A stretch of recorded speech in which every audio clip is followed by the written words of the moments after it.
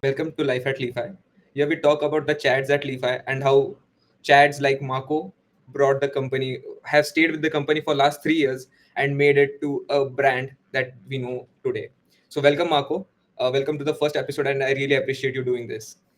Thank you for having me. It was a difficult part to get the spot. Yeah, it's really hard. Like Marco is practically my boss, and I am not afraid of him as much as I should be. So it's a pretty healthy relationship that we have here going. But I don't bite yeah, a lot. but yeah, I have never seen him angry. So that's, if you are trying to join any marketing team, you should know, like, Marco doesn't bite. uh, so let's get into it. So Marco, like, I would like to know, I know personally like what your crypto journey has been like, but like how did you get into crypto? So from, I know that you have been a sales manager at a luxury jewelry brand, and how did that transition to a marketing lead and then CEO of Jumper? Yeah, I think this is a longer answer. I'll start with the crypto journey and then go a bit more into the background. So, um, early 2017, a friend of mine, a close friend, who I've ran a business with back then, basically got insurance money, a pile of it, and he didn't really know what to do with it. And he heard about crypto, and he was like, "Look, like I'm not really technical, I'm not really interested, but it seems like a good opportunity. I'd like to put some money into it, and if you're in, let's do it together." And so I, being super smart as I am, decided to take some time to do research. And so from about March 2017 until December 2017, I was doing my research. So we know where to invest. It wasn't my money, and so it was like, okay, there's like a bit of a burden of pressure on that. And about December, where of course, like the FOMO was at its peak, we've decided to basically get in. So I actually bought our first Bitcoins in a cafe bar from a dude and just gave him cash in an envelope and got it sent to my ledger. And then we bought, Ripple, IOTA, and a lot of these, you know, you can call them shitcoins today. And we basically bought a week before the Pico top. So, for the first week, we were on the top of the world. The prices were going up. We were the best traders ever. My research for the past 9 months was, stellar. And then all of a sudden, the market turned. And within, you know, after like a month or two, we really didn't know what to do. So the decision was like, just leave it. Like, if we sell it now, we're basically going to be at a loss. But that kind of stuck with me, and I felt I've done a lot of wrong things in a way in my research. I had no idea about like the market and trading, none of it. The cycles, like all of that was like absolutely like abstract for me. Um, and so because I had this bug in my head, like, fuck, like we're going to lose this money, I basically continued just like reading, getting into the communities. And then at one point with three of my friends, we've noticed a lot of people in our country don't really know how to participate in the industry, or even if they do, they're usually buying Shiba Inus and doggies and stuff like that. So we decided to create a group where we just like do project reviews. So it was not chilling, no payment for it, whatever. We just wanted to kind of showcase in our local language like what interesting protocols were. And this was the first kind of if you know marketing related thing I did in crypto. At one point, there was a successful Croatian company, or a Croatian company that did a successful ICO. They raised $10 million, and the founder of that read a lot of what we were writing, and so he donated 60K to us, to just enhance it, if you will. And so it was the first time I've actually like received money for some level of knowledge I have in the industry, and this was basically a breaking point for me where I've decided to like just not go to the office anymore, quit my job, and start looking for a gig within the industry. Um, and with regards to what you've mentioned, the sales manager, that's actually a funny story because I've enrolled into law school, and then I got my books, and then I saw the amount of books I have to read in a year. Not read, learn. And my mind just went, you know what? Like you're not gonna even read this. Like it's just too much. And so I've decided to just like look for a job. And there was a Google ad that said, do you want to work at Caribbean? And I'm like, who does it? And so I applied, passed all the interviews, and basically got a job in a jewelry chain in Mexico. So I moved there at 19. So I don't know if like how much I've learned that's translated into crypto related marketing, but what I did learn is capitalism at its best, where you're just a number, performance is all that matters and stuff like that. And for a lot of people in the world, it might not be that like pressing information or something that's as relevant. But I'm from Croatia, and we're an ex-socialist country. The mentality is very socialistic, and so like putting your head above or being successful is actually looked down upon, or was looked down upon. Now it's changing, and the dynamics of work relationship with like your employers and stuff like that, in general, how they look at business is very different. And so for me, this was like a really really interesting thing where I was like, oh, I actually feel this a lot more than what I have at home. And so that's this kind of set me on the path of entrepreneurship more than like translating it into crypto marketing. But then the businesses I've kind of started and failed and ran is where I kind of learned the craft, if you will, that then I was able to translate into Web3 marketing.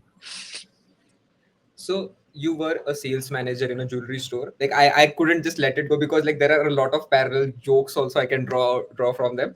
But then the skill of understanding your customer and then presenting something that they would want to buy would be very much beneficial in the, like, the landscape that we are in, because most of the world see crypto as magic computer money. Like they don't see it as we do, because we've done the research and everyone is lazy to do the research.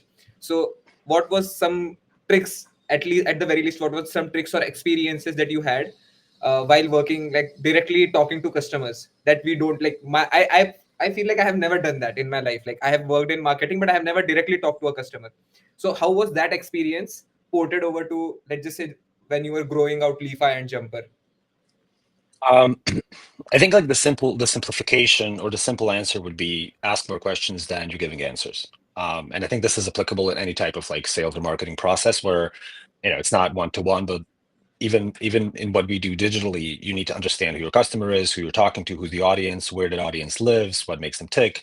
And so it's that, it's simply put, like you do it IRL by asking questions and having a good convo. You do it digitally through data, and as much data as you can collect and kind of get some insights out of that. Because like I guess this is one of the pain points of our industry as well, is use people working in the industry don't really know how to be data oriented with their approach with regards to marketing or sales or product even. It's a lot of like, I build cool shit and they will come. Where reality is like a stark contrast to that, and you really have to go out of your way to make them come, if you will. Well, no pun intended.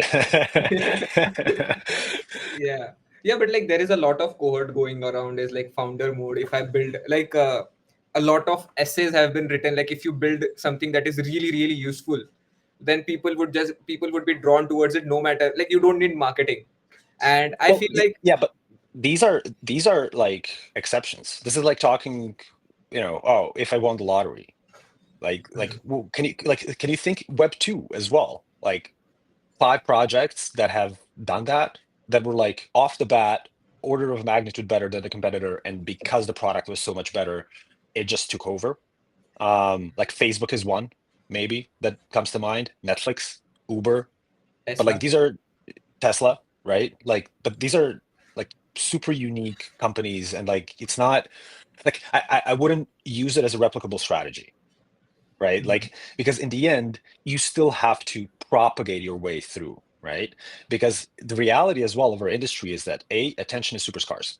That means that if most of the users read a title of what you wrote, it's already good, pretty much, Mhm. So like if like most of them would go to read the article, but they wouldn't read it with understanding. So like again, your point might not get through, right?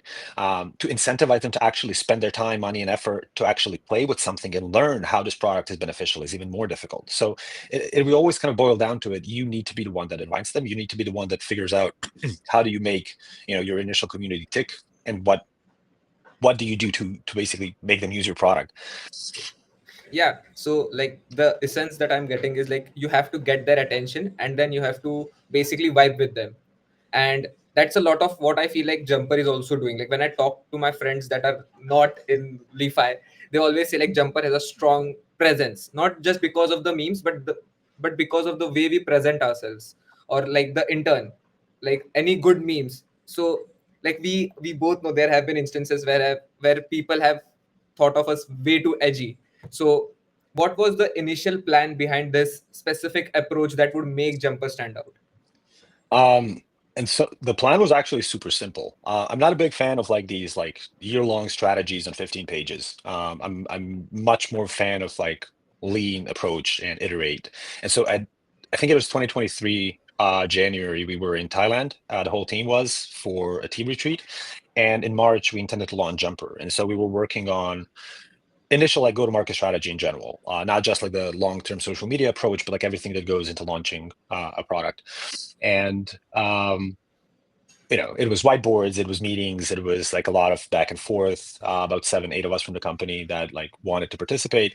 Um, and in the end, it was a very simple boil down. It was okay. We're gonna focus on pepes because I'm a big pepe aficionado. I have a folder with like 3,500 pepes, and I could probably hold a conversation just with pepes. And especially back then, pepes were like a thing.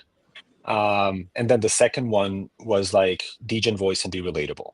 And so it wasn't really, oh, what meme we're going to do or whatever. It was more just like try to have finger on your pulse on crypto Twitter and figure out what works. And so initially we actually did like these nuts jokes and stuff like that. And that was a killer. Um, and then bit by bit, it was the iteration. Like Jordan would come with some video he made like TikTok style. We're like, oh, try it. We publish it, boom, it works. Like a massive engagement. We're launching Solana 5 days before. My brother's sending me a video someone made for his birthday, which they basically went to Fiverr and got like two, I think, like guys just like jump around sheeps and tell them happy birthday. And I was like, this is super interesting. So I basically ordered the same video and I just told them to say jump into Solana. And we launched that. Huge impressions, huge engagement on it as well. So like I'm just giving like stupid examples, but like this is how the strategy was formed. Like now 2 years later, now we know, like now we can actually think of it as a proper strategy and can plan ahead and whatever. But like back then it wasn't really like that. It was more just like, let's figure out what sticks. Like you can't really, like one of the things I really dislike, and this kind of ties back into the Li.Fi marketing in the beginning and why we were so good at it as well. I really dislike dry projects. I just dislike dry marketing. I dislike me, me, me, me, me. Like look at my product, look at my feature, look at my this, look at my that. And I think there needs to be a balance on like what you post, because you need to post often, especially like if you want to hit the algo well.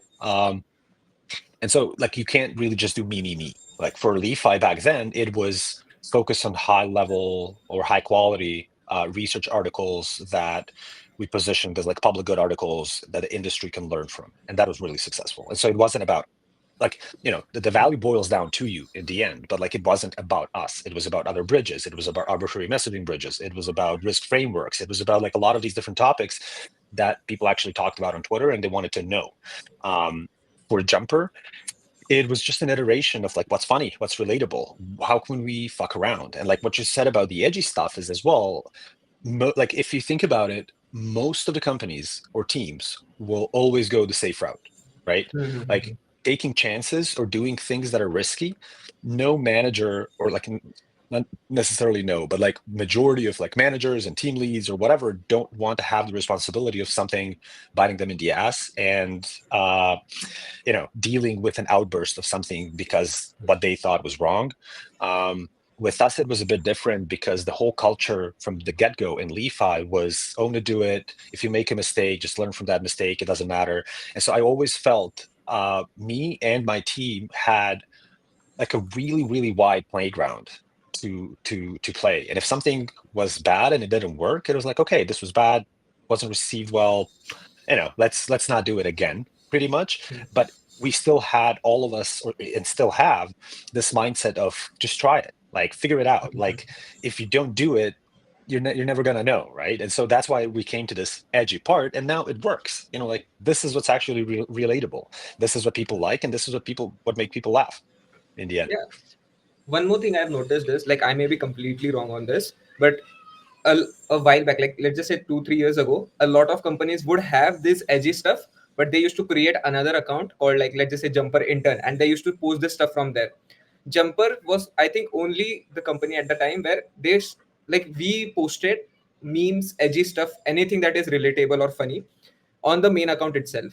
And then later on, like I see a lot of companies are following the suit. Like like you can just identify if this post is meant to be serious, or is it just an intent post or a shit post. Yeah. So why did you not go towards the conventional route of like creating another account and then posting their meme stuff, and Jumper Um, just for announcement and product updates? yeah, two reasons. First of all, everybody else was doing it, and so like, what's the value there, right? Like every other copycat that goes into the same pathway, if you will, dilutes the attention of all of them, and it just stops being as funny, right? For me, like it was really funny. Imagine if Hinton took over the account. Like that was like it also like first of all, it gives a really deep impression of the company that allows that to do that. So if you're talking to Degen Market, which we are, and these are our customers, then like this is the most relatable thing for them as well. Because like imagine being a user of Jumper and thinking, well, maybe I can one day post from the fuck around from the official Jumper account. Second thing was the dilution of attention, and so I wanted everything to funnel into Jumper, not the Jumper intern, not to create another persona that we have to maintain and stuff like that. Because you also have to consider at that time, we were basically, now we have like teams separate that do things for Li.Fi and for Jumper. But back then we didn't. And so we had to maintain Li.Fi and we had to maintain Jumper. And so the idea of adding another Twitter account that we have to control and maintain was just burdensome AF.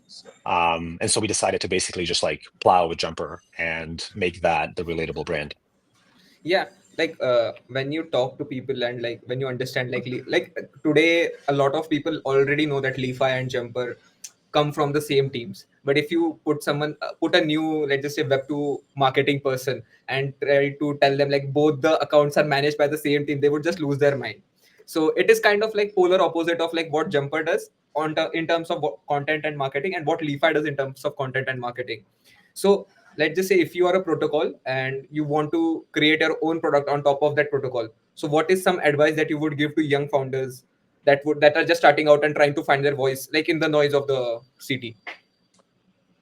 Ooh, that's a difficult one because there's no universal advice.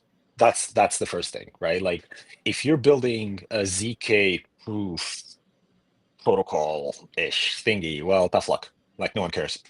It's a cool piece of tech. We're gonna use it in our industry, whatever. But like, how do you get people riled up or excited about that when 99.9% of them don't understand it? Like, period, right? Like I'm not saying you cannot be successful, but like you're gonna have to be a lot more ingenious in how to do it versus abstract chain, for example, that Luca Netz is behind. Then you have this like super normie oriented chain abstracted type of protocol where your audience is super wide and you have this whole plethora of like pudgies and cuteness and NFTs that you can play with. And so like the strategy should be very different. I think like from the get-go, as a founder, you need to talk about your protocol, like not just talking to the void, but also figure out like who your competitors are, who your aligned protocols are, who are the people within your niche of the industry that are like super active, have a lot of followers. Be a reply guy. Enter the discussions, like take spicy takes, like be present. Like I think like a lot of the founders, maybe not today as much because like it's kind of a consensus knowledge at the moment. But before, like they kind of ignored Twitter. Like they ignored the basically the main spot where you actually get users, like-minded community, like these things should not be ignored. And like you are the voice of the project. Like it's different now for us. We're a 60 people team in total. Jumper is 10, Li.Fi is 50, and so we have different approaches. But early on, we all talked about it all the time. Like from Philip, me, Arjun, Akshay back then, Mark, whoever worked, like we all talked about it super actively, and also built our network, right? Like you want to know people IRL, that will then quote you your post, engage in a discussion, hop in podcasts, like just yell it from the mountains, pretty much. I feel like a lot of companies and founders, especially, they want to play it safe. Like they don't generally post, let's just say, counter narratives or hot takes because they feel like few of the people they want to reach, they won't reach them or they would be looked down. But I feel the whole point of doing that is getting the attention and getting the people riled up enough to reply to your tweet. And a lot of founders don't do that. Like a good example would be Across versus Target, like the whole beef that goes on CT. The fact that we are talking about it is it means that we are talking about both of them at the same time, and we are paying attention on like who's doing better, who is doing not better, like who's which bridge is faster, and it eventually draws the user to at least two of those bridges rather than some other bridge. So Yeah. it is very hard for people to understand like hot takes, and like going out and taking a beef with one of your competitors is Yeah. really not a bad thing in a longer run. Well, it depends how you do it. So, for example, like one thing I wanted to say in the beginning, a lot of founders don't do it because they're actually not confident in their thoughts and what they want to say. And so there's a fear of like, will I look stupid? Will I look whatever? And I'm a founder and I'm trying to raise money and like I don't want to stir pots and whatever. And sometimes that's a good approach. In most cases, I would say it's not. Across in Stargate and across in Layer Zero, for example, it's beautiful. Like it's you have Angus on the Stargate side, super brilliant, super smart guy, super, super smart. You have Hart on the Across side, super smart. Brian, Layer Zero, super smart. They all know their shit deeply. And so you can see that they're confident, like not going into like who's right or wrong or how this is going to play out, whatever. But like all three of them are super confident in their approach, in what they're saying. And they're super confident in going into a public forum and having a debate about their product. And the unintentional consequence of that is exactly what you've said. First, massive reach, because like people love a good fight. Like it's always going to sell. Second of all, the debate now is, will intent win slash across will like this is where we are, right? Like this is the two main categories, and these are the protocols on top. And yes, they have good products that have led them there, but also this kind of more subtle side of continuously being present in people's minds, people reading it, like you're noticed, right? And naturally they profile to the top of the food chain. So going back to hot takes, like what is your one hot take in crypto marketing that is like you see it everywhere and you feel it's completely stupid? Chain abstraction. Oh, I would Boo, boo, like boo, boo, to. boo. Yeah, so no, no. Let me rephrase. You could basically cut this as just I just said chain abstraction and that's it. No, so I'm a big fan of like chain abstraction as a narrative and the betterment of the UX, and like I'm fully on board with that. What the hot take would be is that this won't play out for another like 18 to 24 months, maybe at least. Like most of the users that are in this industry don't think the UX is that bad. Like the UX is bad for normies and new people we want to onboard, and the user base is not really growing. So we're like not even close to any type of frenzy. And so it's good to build these products. So my hot take would be like, stop saying it's imminent. It's not. Like it's not going to happen anytime soon. The second part of it, which I don't like from a UX perspective, is like most of these systems are going to be kind of closed in a way. You're going to have to deposit money somewhere. That money you're going to use in like a connected apps within that chain abstracted protocol, and then like take the money out. And so I don't think that's necessarily like the best UX. I maybe for normies, but like for someone like me, I want to change my RPC. I want to know what chain I'm on. I want to know what assets I have. Like there's parts of it that I feel are a betterment to the UX, like maybe balance abstraction. So I just don't see like a shit ton of tokens. I see a few of them in my total value, but I still want to decide where from my token is going to be bridged or swapped, right? Like from which chain or like what asset and stuff like that. I don't want that abstracted. And I think a lot of people don't as well. So it's a really good story. It's a really good narrative, but I think we're super far away from it being played out. And it's actually fascinating to see how many protocols pivoted to chain abstraction because it's such a strong narrative. It's just like a beautiful bandwagon to hop on with like a few changes within your existing protocol that didn't have PMF for users. And now it's a opportunity number two to get some mind share. Yeah, I but guess like that would be the hot take. the chain abstraction narrative stems from the fact that like the narrative that there will be thousands of chains going forward, and like how would you interact with, like how would you keep track of 1,000 chains if you want to interact with a certain app on a certain different new chain that is launching?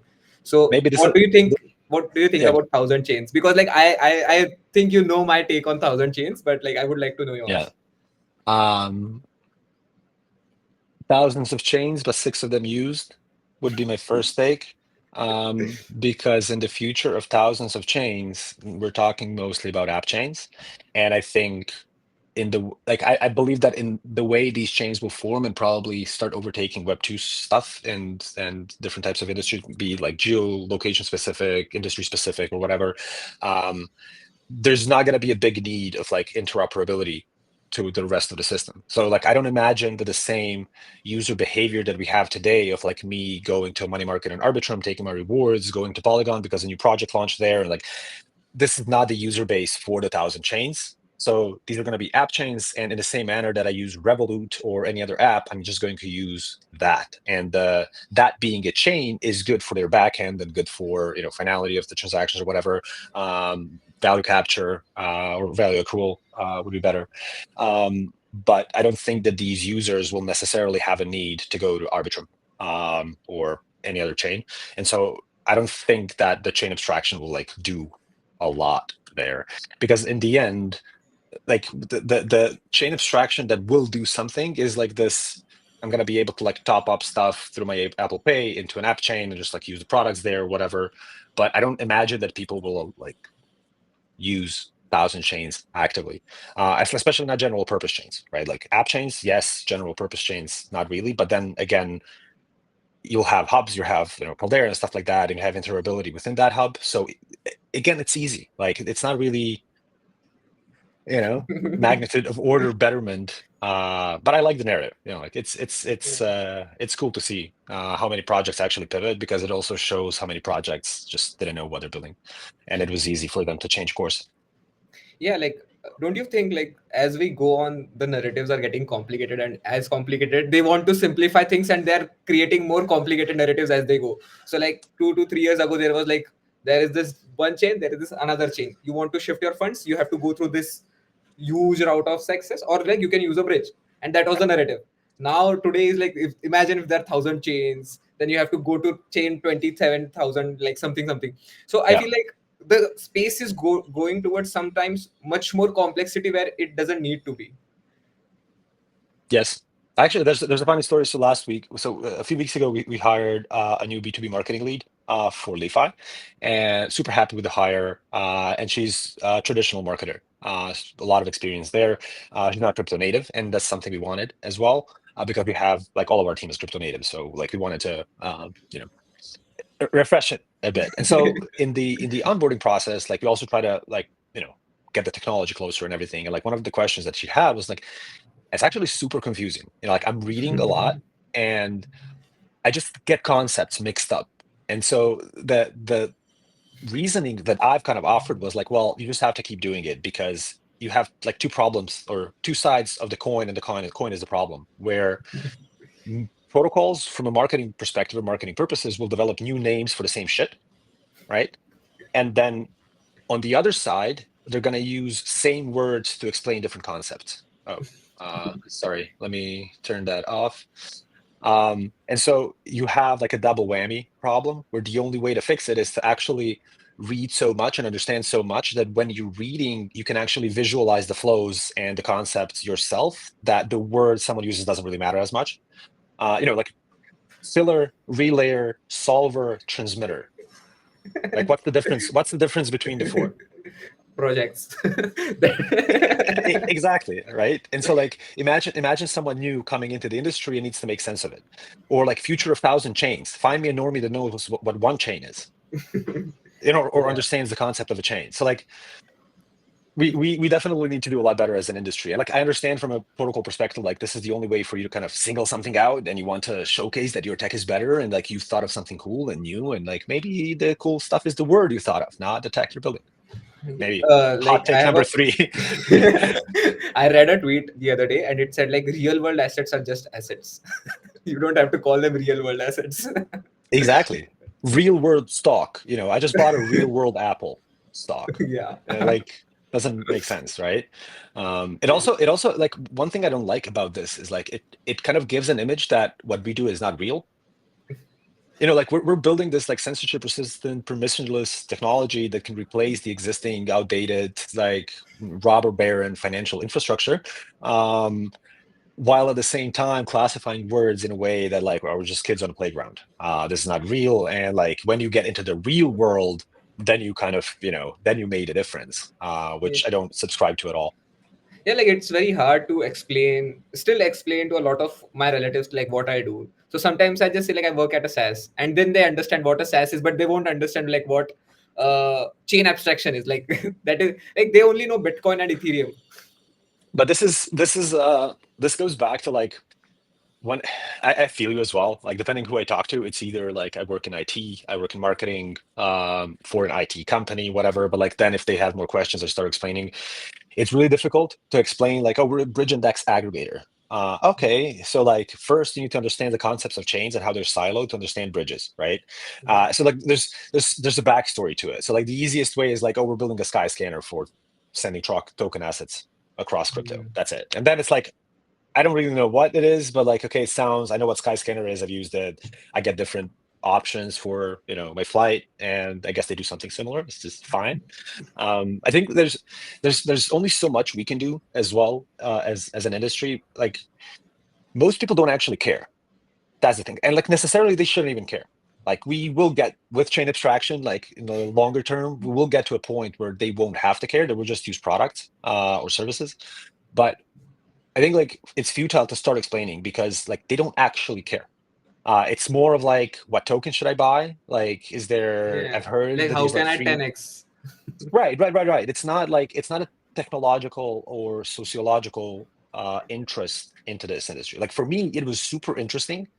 First, from like a social aspect of where in where I've grown up is capo di banda, and they can like do whatever, like they're freeze your assets, like do X, do Y, whatever, and it happened in a lot of times in non-legal manner, and like there's no recourse, right?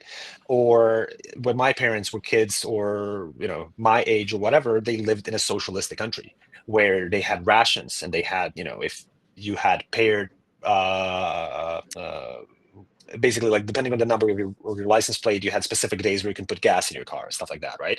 And so for me, like I've always had this like massive distrust towards authority and government, and like the notion of having uh assets that are untouchable in a way, right? That are mine and mine only, that are not held in bank, that I don't need an ID to get, that like all of this stuff made it super interesting for me, and like this is where the interest started. But like most people don't care. Hmm. Like going back to most people don't caring, like do you still have friends outside of crypto, and how do you relax with them? because like Yeah, because I purposefully live in a city that is not a, let's just say, a crypto hub in India, because I don't like to be a part of an echo chamber where everything that I do or one of my friend does is revolutionary. Like if I tell my friend like I wrote this like a crazy article on Bitcoin L2s, like it will revolutionize, and he would like, are you coming to, to eat or not? Like what is your deal, man? Like get to the yeah, point. And I yeah. would I love that, because like I can actually get out of the crypto bubble that I am in and actually relax for a bit, like not think about what is the next airdrop, is the airdrop meta dead or not, like. Yeah, so I'm lucky in a way where I live in a suburbs of a 40,000 people city in Slovenia. And so like there's no like, if there is crypto people, I know about him, honestly. Like my neighbor's interested in crypto. He's buying Ripple and Cardano. And I'm like, awesome. So you can imagine like the depth of the conversations that can go on. And the rest of my like friends and closer family, like they really don't care. Like they're happy for me that I'm happy and that I love what I do, and they're like, I love my industry. But further than that, like they don't care at all. And so crypto is never kind of a topic of conversation. Like here and there, there's going to be like a question, oh, I've heard or saw on face, like, just stupid stuff that you basically cancel out immediately. So my IRL life is like pretty much no crypto at all. And so the gap I fill in conferences basically. So conferences for me, like the main reason to go is like, okay, 24/7, I can talk about like talk about this industry with like-minded people and actually learn what they're doing. Because it's actually really difficult to do it while at home and working. Like I have this like Sunday rule to close the tabs. So like on Sunday, I'm gonna have 80, 90, 100 tabs that I wanted to read. No time, delete it. Monday, new week starts again. And so like there's so much information that just like goes over your head in a way. And conferences are a very condensed packet of that, where like each hour you meet someone new that builds something cool, that you learn from or learn about. But yeah, IRL, pretty much no crypto. So does it bother you that you cannot show off your Bitcoin and Ethereum knowledge, or your bags, or your airdrops to people, I mean, or So there's a certain level where I can. My wife doesn't allow it though. Usually when we go to like a birthday party or something, she's always like, "Can you just not like if okay, if someone asks you, just like respond, but like don't get into a discussion."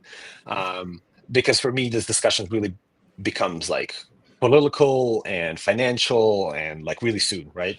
Um, so I do love when people ask me questions and they do have like deeper interest, if you will. But yeah, I'm not doing it often because then I'm not on a good side with my wife. So Yeah, that's it, man. Thanks for doing this. It was really fun talking to you, and I would recommend everyone to do this with their boss once a while. So, yeah, you yeah, didn't ask me any boss questions, like it's fine. yeah. Okay. Cool. Thanks for having me, Ash.